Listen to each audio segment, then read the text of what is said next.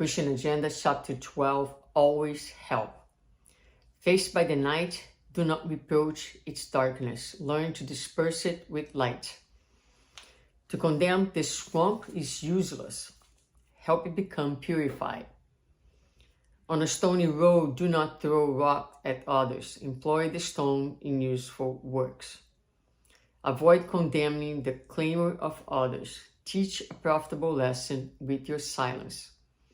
When faced by difficult situations, do not be swayed by uncertainty. Confront them with a clean conscience.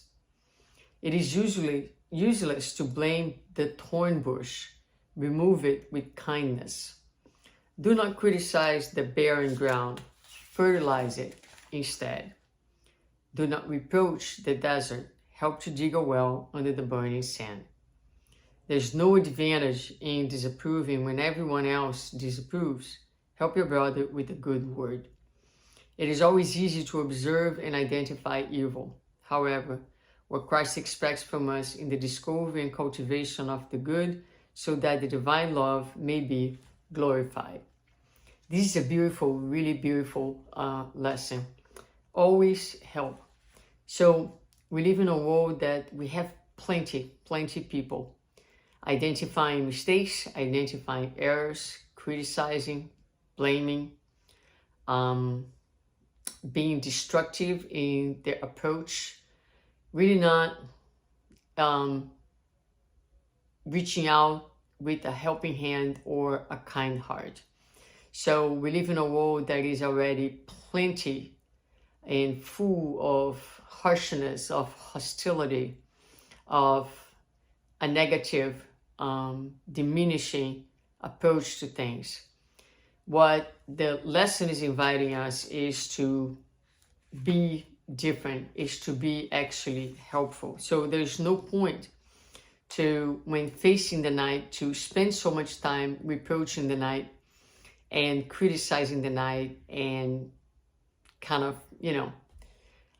saying all kinds of things against the darkness. We could use that awareness together with kindness and love and disperse the light. Perhaps by shining our own light, by elevating our thoughts, by praying, by spreading kindness and a helping hand that can help change the environment, which certainly will not change with our negative talk and thinking. To condemn the swamp is useless.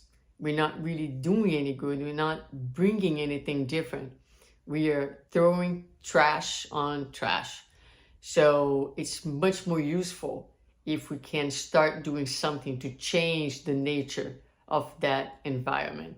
Again, with something opposite to that, which is kindness, which is goodness, benevolence, trying to be helpful, figuring out what can we do to be supportive of the people who live in the swamp, who created the swamp.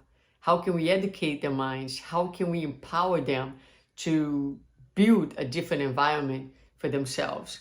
So, and it goes on with many more examples following the same line of thought.